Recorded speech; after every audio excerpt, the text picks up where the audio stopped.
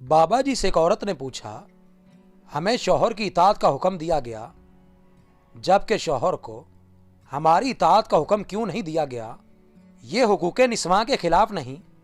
बाबा जी मुस्कराए और पूछा, बेटी ये बता, तेरे कितने बेटे हैं?